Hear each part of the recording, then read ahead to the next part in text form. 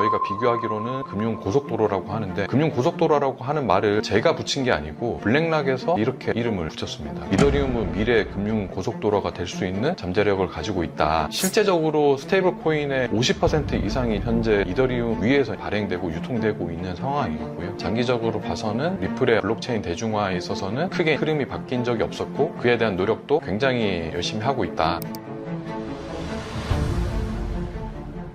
지금 비트코인 엄청난 하락장입니다. 끝났다고 생각하시는 분들 많고 관심 아예 끊으시는 분들 많은데요. 그럼에도 불구하고 블랙록, JP 모건 같은 회사들은 아직도 코인 쪽에 들어가고 있습니다. 이유가 무엇일까요? 지금 이제 가격이 좀 많이 떨어져가지고, 사실 최근에 우리나라뿐만 아니라 글로벌 자산 시장을 들여다보면 주식에 대한 쏠림 현상이 많이 심한 것 같긴 합니다. 특히 이제 우리나라 같은 경우에는 최근에 김치 프리미엄이라고 아시는지 모르겠지만 코인 가격이 해외보다 더 비싸게 거래되는 현상이 만연해 있었는데, 최근에 한 6개월 전서부터는 지금 역프리미엄이라고 해가지고 우리나라 코인 가격이 글로벌 가격보다 한 1%에서 한 2% 정도 가격이 하락하는 그런 현상이 계속 지속되고 있습니다.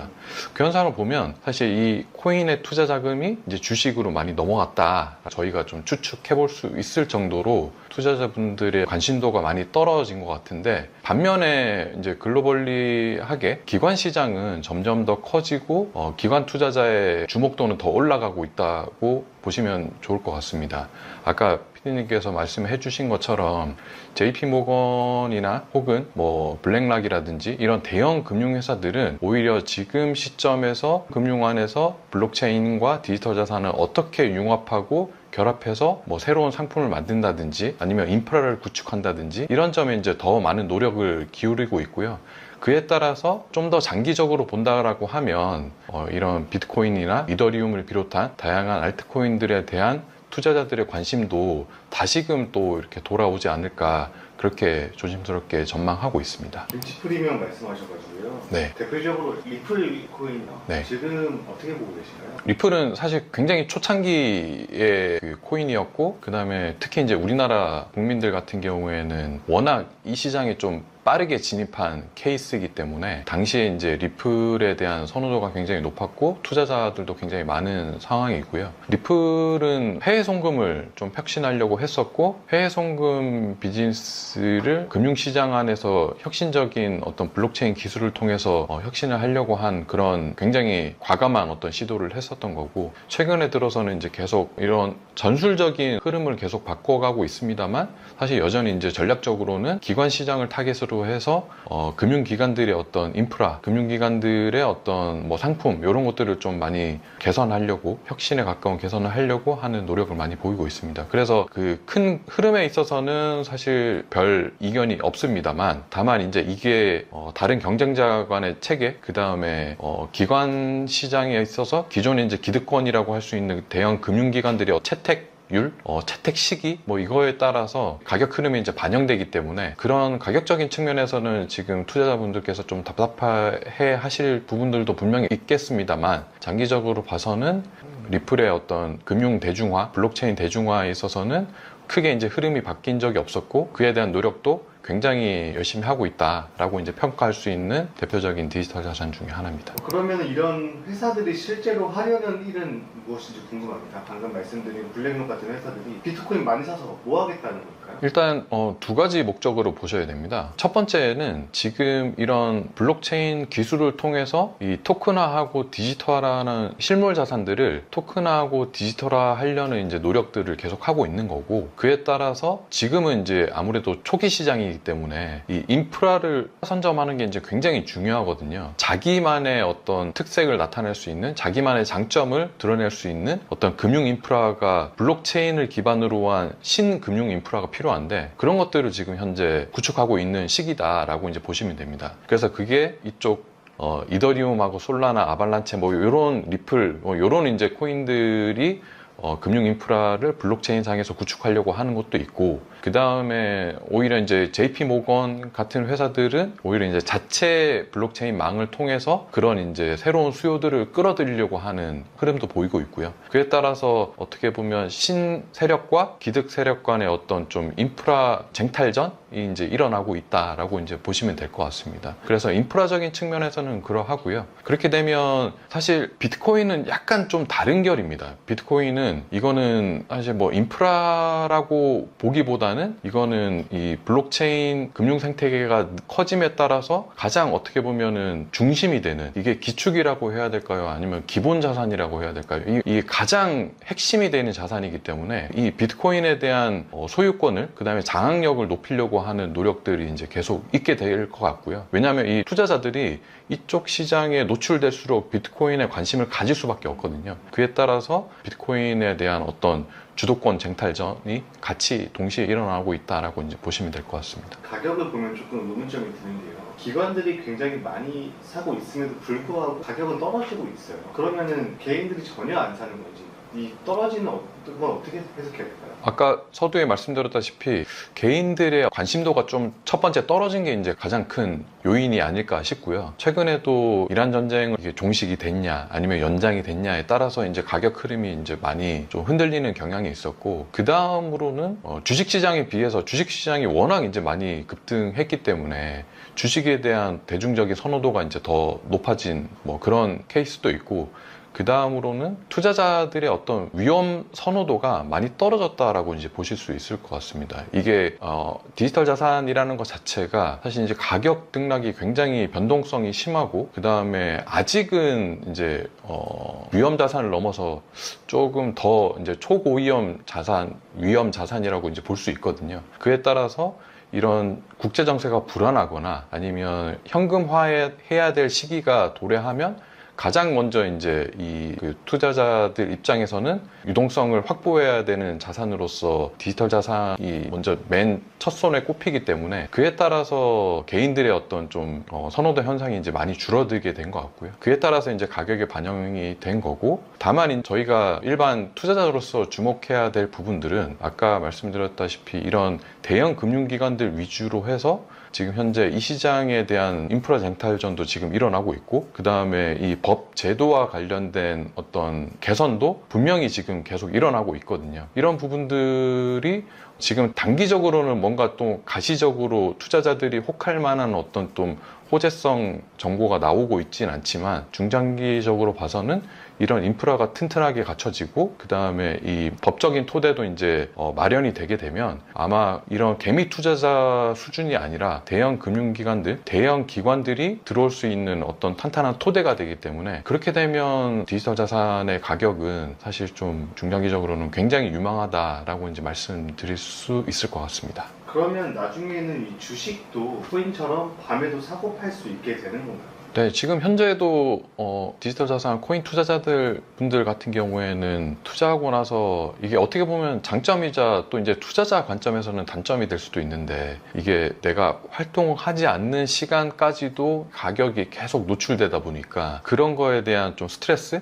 뭐 이런 것들이 좀 심하신 것 같은데, 이게 블록체인 상에서 돌아가게 되면 이게 인터넷이 끊기지 않는 한은 계속 가격에 반영된다라고 이제 볼 수 있고요. 그렇게 되면, 그러기 때문에 이런 실물 자산에 대한 가격 발견이 즉시적으로 실시간으로 확인될 수 있다는 점이 이제 가장 큰 장점이라고 볼 수 있고요. 뭐 예를 들어서 저희가 과거를 되돌이켜 보면 이런 미국 이란 전쟁 같은 큰 이벤트가 생겼을 때 이게 주말에 만약에 발생한다라고 하면 저희 흔히 신문상에서도 볼 수 있는 검은 월요일 같은 현상들이 이제 일어날 수 있거든요. 근데 이 충격이 장 시장과 동시에 이제 모두 다 폭발해서 과도한 폭락 현상을 이제 겪을 수가 있는데, 이게 블록체인 상에서 실시간으로 반영이 되게 되면 그런 충격들이 실시간으로 계속 반영되기 때문에 어떤 음직 효과, 과도한 폭락 뭐 이런 것들은 사전에 방지할 수 있다. 이런 것들이 조금 장점이라고 볼 수 있을 것 같고요.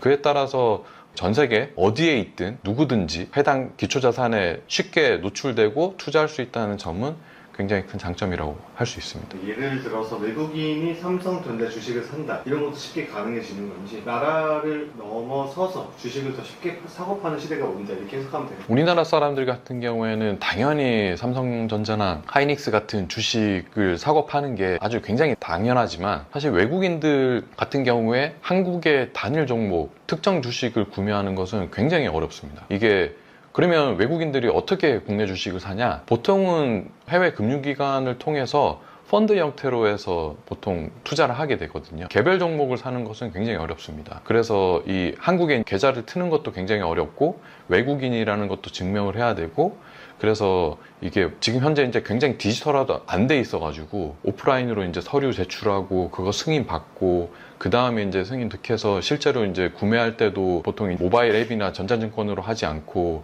이제 수동으로 해야 되는 그런 이제 불편함이 있기 때문에 외국인들 개인들 같은 경우에는 한국에 있는 특정 주식들 구매하기가 이제 굉장히 어려운 상황인데요. 이게 블록체인 위에 만약에 올라가게 된다라고 하면 내가 원하면 전 세계 어디에서든 쉽게 이제 사고 팔 수 있게 되는 거죠. 미국 주식 미장을 많이 하시는 분들도 그렇지만 불편한 점은 한국하고 미국하고 이제 보통 시간이 이제 반대로 돼 있기 때문에 미국에서 뭔가 이벤트가 일어나면 한국은 이제 밤 시간일 경우에는 비활동 시간일 경우에는 즉각 대응하기가 굉장히 어렵다는 거죠. 이와 마찬가지로 이제 그런 불편함이 있고 하다 보니까 한국 투자자들, 미장 투자자들 같은 경우는 좀 어려움을 겪게 되는데, 블록체인 위에 올라가게 되면 이게 24시간 돌아가기 때문에 그런 이제 가격 발견이라든지 이벤트에 굉장히 즉각적으로 대응할 수 있는 그런 환경이 이제 되게 됩니다. 그래서 종합하자면 외국인들 같은 경우에도 이제 한국 주식에 대해서 뭐 한국뿐만 아니라 이 굉장히 폐쇄적인 주식 시장을 갖고 있는 해당 국가의 주식도 굉장히 손쉽게 살 수 있고, 그 다음에 이게 실시간 24시간 돌아가기 때문에 그에 대한 이제 대응이나 아니면 즉각적인 투자 매수라든지 아니면은 매도라든지 뭐 이런 다양한 어떤 투자 활동들을 손쉽게 할 수 있다는 게 가장 큰 장점이 아닌가 싶습니다. 비트코인과 이더리움을 같은 코인으로 보시는 분들 많이 계십니다. 월가가 볼 때 이 두 개는 역할이 다르다고 해석하고 있을까요? 비트코인하고 이더리움은 사실 블록체인 위에 올라가 있는 자산이라는 점 빼고는 완전히 다르다고 보시면 될 것 같습니다. 투자 목적이 다른 거예요. 이제 투자자분들께 손쉽게 좀 이해시켜 드리기 위해서는 많이들 비교하는 게,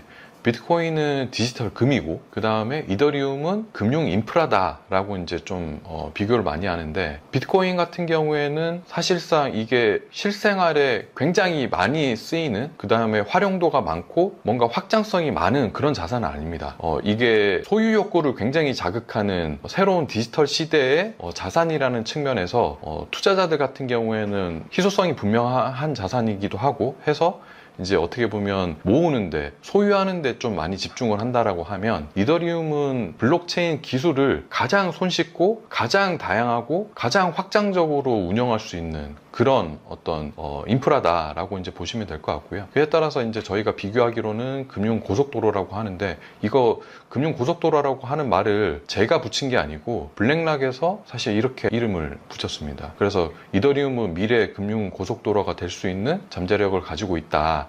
그래서 이 안에서 다양한 이제 투자 자산들이, 자동차라고 하면 이 투자 자산들이 이 금융 고속도로 위에 다니게 되는 거죠. 이에 따라서 사실 실제적으로 스테이블 코인의 50% 이상이 지금 현재 이더리움 위에서 이제 발행되고 유통되고 있는 상황이고요. 앞으로 이런 이더리움은 뭐 스테이블 코인뿐만 아니라 그래서 다양한 주식이라든지 채권이라든지 다양한 실물 자산들이 올라가게 되는 어떤 고속도로 형태로 될 것이다 라는 측면에서 비트코인하고는 분명히 다른 어떤 장단점을 가지고 있고요. 이에 따라서 투자자분들이 공부를 하시고 내가 어떤 미래 상황이 변화될 것인가를 예측할 수 있으시다면 더 선호되는 자산으로 좀 투자하시는 게 바람직하지 않나 싶습니다. AI가 사람 대신 예약하고 결제하고 돈까지 주고받는 시대가 온다고 합니다. 이게 정말 가능한 얘기인지, 저희가 지금 어디까지 와 있는지 궁금합니다. 앞으로 지금 결제는 이제 사람 중심으로 지금 되어 있거든요. 결제 주체는 사람입니다. 사람에 다 최적화되어 있고, 사람이 수행하지 않으면 이 결제라는 것 자체가 이루어질 수 없게 되는 거거든요. 근데 앞으로 이제 미래 세대는 사람보다 더 많은 컴퓨터, 나아가서 더 많은 로봇들이 생기게 될 거고요. 그러면 그 사람의 어떤 권한을 위임받아서 그런 컴퓨터 혹은 로봇들이 실제 결제도 수행하는 그런 어떤 환경이 마련되어야 될 겁니다. 그러면 로봇이, 아틀라스 같은 로봇이 사람을 지폐를 건네주거나 뭐 그런 것들 행위는 안 할 거 아니에요. 아니면 아틀라스가 은행 가가 계좌 터가지고 뭐 이렇게 송금하고 이런 것보다는 아예 디지털화된 화폐를 가지고 디지털 결제를 하는 게 이게 가장 자연스러운 모습인 거죠. 그러면 디지털 결제를 어떻게 할 거냐? 가장 잘할 수 있는 것은 바로 이제 스테이블 코인입니다. 그래서 스테이블 코인을 가지고 사람을 벗어난 사람의 권한을 위임받은 이런 어떤 그게 물리적인 로봇이 됐든 아니면은 논리적인 로봇이 됐든 이런 로봇들이 결제를 수행하면서 사람의 어떤 역할을 대신하게 되는 환경이 도래를 할 거고요. 최근에 이제 흐름들도 보시면 사실 챗GPT 안에도 권한을 위임하면 결제할 수 있는 기능들을 현재도 그 시범적으로 이제 좀 보이고 있거든요. 그런 것들이 아마 멀지 않은 미래에는 굉장히 상용화되지 않을까 싶습니다.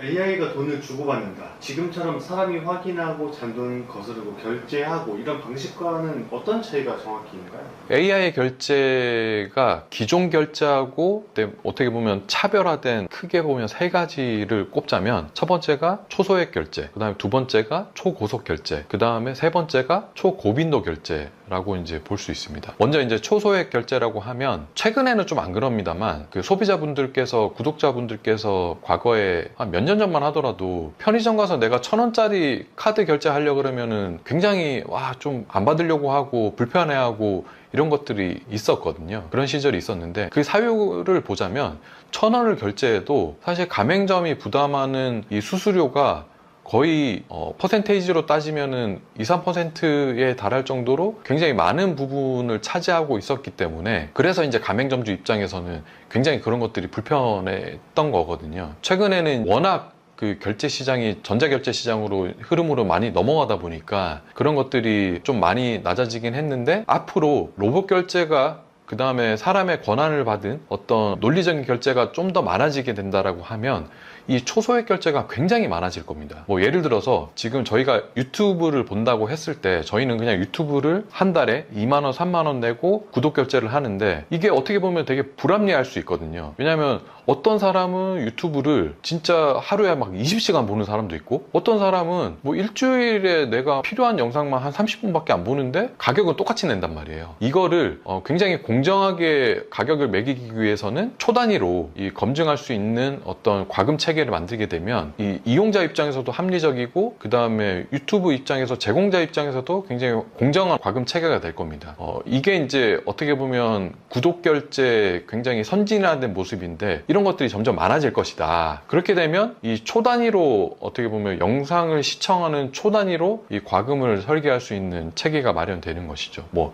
예를 들어서 1초에 뭐 3원 부과를 하겠다라고 했을 때 이거를 물리적인 어떤 화폐 체계로 결제를 한다라고 하면 아마 배보다 배꼽이 더 큰 어떤 그런 현상이 일어날 겁니다. 이거를 가능하게끔 한다라고 볼 수 있고요. 그 다음으로 이제 초고속 결제인데 초 단위로 그러니까 분 단위로 만약에 정산을 하는 거랑 초 단위로 정산을 하는 거랑 그 다음에 시간 단위로 정산하는 것은 과금 체계에 있어서 효율성과 직결될 수밖에 없습니다. 이 유튜브로 본다고 했을 때 분 단위로 만약에 시간 단위로 한다라고 하면 이 측정의 어떤 효율성 자체가 떨어질 뿐만 아니라 초 단위로 한다라고 하면 더 공정해질 수가 있거든요. 그래서 초 단위로 한다는 것은 또 과금 체계의 과부하를 불러일으킬 수도 있지만 이게 디지털화로 되어 있기 때문에 굉장히 많은 문제점을 해소할 수가 있다라는 거고요. 요거와 또 직결돼서 빈도수가 굉장히 늘어날 겁니다. 지금 예로는 유튜브를 예로 들었습니다만 이제 앞으로 로봇도 구독 형태가 될 수가 있거든요. 자동차도 구독 형태가 될 수가 있습니다. 제가 왜 굳이 자동차를 살 필요가 뭐가 있겠어요. 그냥 구독 형태로 멀지 않은 미래에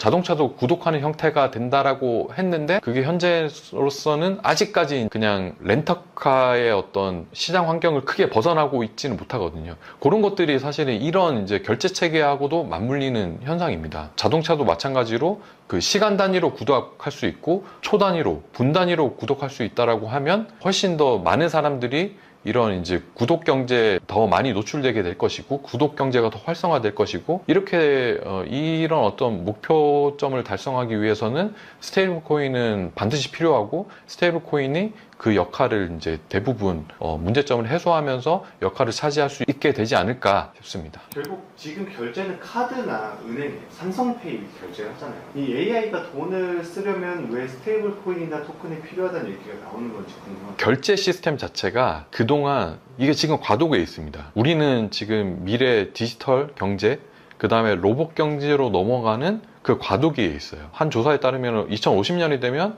전 세계 로봇이 한 10억 대가 될 거라고 하거든요. 근데 저는 그거보다 더 많아질 것 같아요. 왜냐면 이거를 자동차를 로봇으로 볼 것인가? 저는 자동차도 로봇이라고 보거든요. 그러면 로봇 청소기는 로봇으로 볼 것인가? 그렇게 따지면은 아마 전 세계 인구보다, 전 세계 50억 인구보다 훨씬 많은 로봇들이 이 세상에 등장을 할 것입니다. PC 안에도 사실 로봇이 들어갈 수 있고요. 이런 로봇이 많아지는 세상에서 이 사람에 최적화된 디지털 화폐 결제 수단은 더 이상 이제 사람에 길들여져 있는 이 디지털 화폐 수단으로서는 앞으로의 어떤 디지털 경제를 맞이하기가 어렵다. 그러면 시대가 달라짐에 따라서 이 화폐도 달라져야 되는데 그 화폐가 뭘로 달라질 것이냐 라고 봤을 때 저는 현존하는 가장 최적화된 디지털 화폐는 바로 스테이블 코인이다 라고 이제 보고 있는 거고요.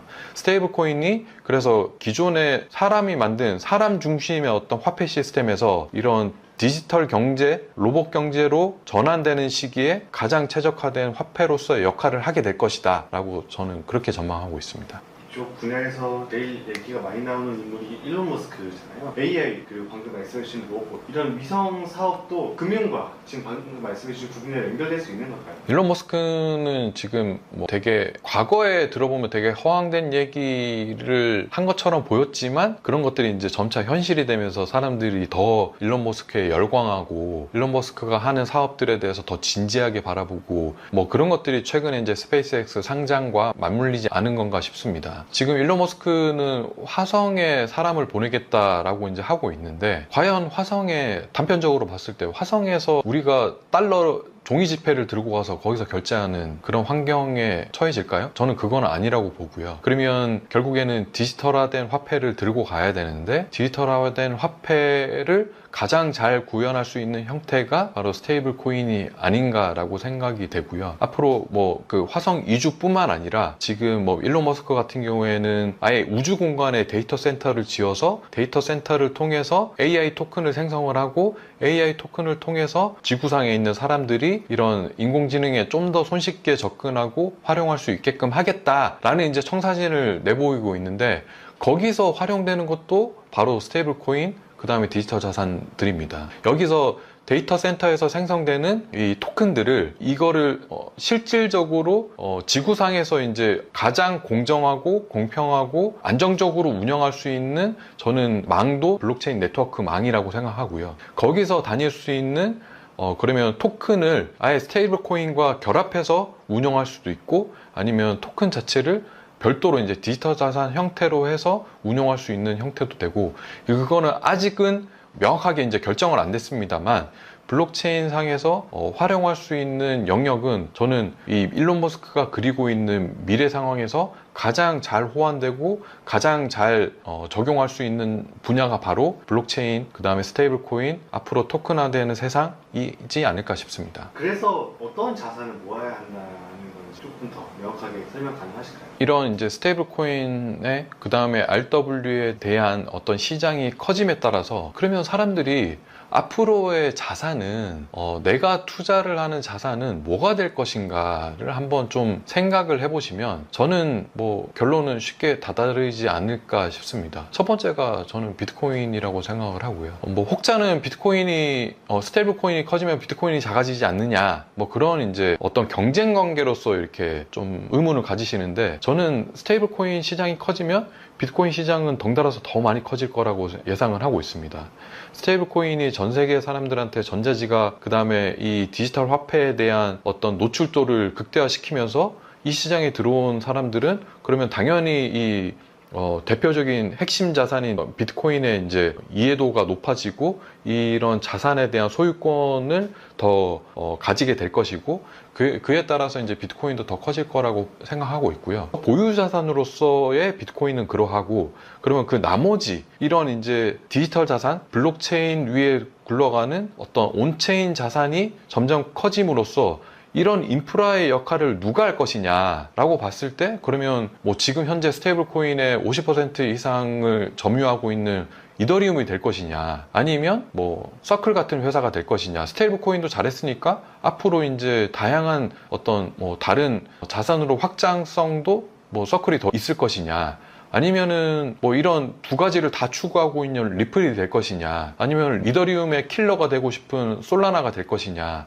뭐 이런 것들은 사실 좀 사람들의 관점마다 조금 다른 것 같습니다. 이 코인들이 추구하는 목표도 좀 다른 것 같고요. 그에 따라서 아까 일론 머스크도 말씀드렸습니다만 그냥 내뱉은, 그러니까 목표를 하고 그 다음에 그거를 실제로 달성했는지 못했는지 뭐 이런 것들도 체크하면서 내가 예상하는 미래, 그 다음에 그거를 달성해온 어떤 실행 주체, 이런 것들을 좀 비교하고 번갈아 가면서 생각하시면서 투자에 조금 신중하셨으면 하는 게 제 바람입니다. 그렇다면은 그 전에 저희가 먼저 확인하고 좀 검증해야 될 게 있을까요? 제가 책에도 써놨는데 일단 공부를 많이 하셔야 돼요. 이게 주식도 마찬가지인데 뭐 주식 뭐 사야 되냐, 뭐 남들이 뭐 샀으니까 뭐 좋다더라, 뭐 이러면 이게 이 회사에 대한 본질도 모를 뿐더러 마냥 오르는 주식은 또 없거든요. 그렇게 되면 이게 멘탈이 흔들릴 수밖에 없고 그 해당 회사, 주식, 코인에 대한 확신이 흔들릴 수밖에 없습니다. 근데 반면에 공부를 많이 한 사람들은 그 해당 투자 자산에 대한 확신을 가질 수가 있어요. 얘가 되게 이 지향점이 되게 나랑 맞는 것 같다라고 하면 투자도 할 수 있지만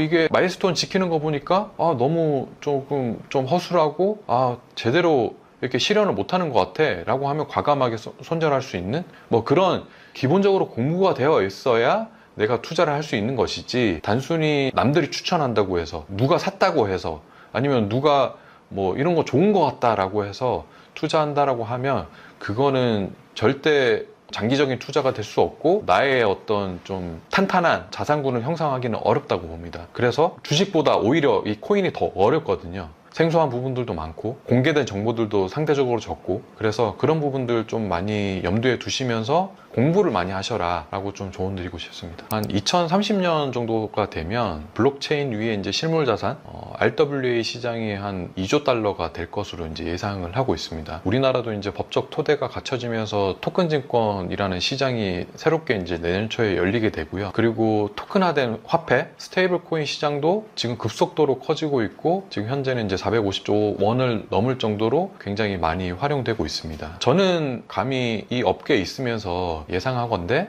토큰화된 어떤 이런 시장은 폭발적으로 성장할 거라고 보고 있고, 그 성장의 근거를 저는 스테이블 코인으로 보고 있습니다. 스테이블 코인이 블록체인 기술을 통해서 본인의 어떤 좀 가치와 그 다음에 활용성을 증명한 것처럼 저는 앞으로 주식, 채권, 그 다음에 실물 자산들, 부동산 같은 실물 자산들이 모두 다 온체인상 블록체인 네트워크 위에 올라가는 그런 시기가 올 거라고, 멀지 않은 미래에 올 거라고 예상을 하고 있고요. 그런 부분들을 좀 투자에 활용을 하고, 그 다음에 투자자 분들께서도 단순히 이제 코인을 투기적인 관점이 아니라 어떤 금융 인프라, 경제적인 인프라로 봤으면 하는 관점에서 제가 이 머니 토큰이라는 책을 저술을 하게 됐습니다. 굉장히 좀 쉽게 쓰려고 좀 많은 노력을 했고요. 이에 따라서 좀 예시도 많이 들었고, 그 다음에 단순히 그냥 그 청사진만 제가 이렇게 나열한 게 아니고 그동안의 어떤 패착, 그동안의 실패 뭐 이런 것들도 많이 담아서 균형감 있게 좀 보실 수 있도록 많이 노력을 했습니다. 재밌게 읽어주셨으면 하고요. 앞으로 다가올 블록체인 시장에 더 많은 투자자분들께서 관심을 가져주셨으면 하는 바람입니다.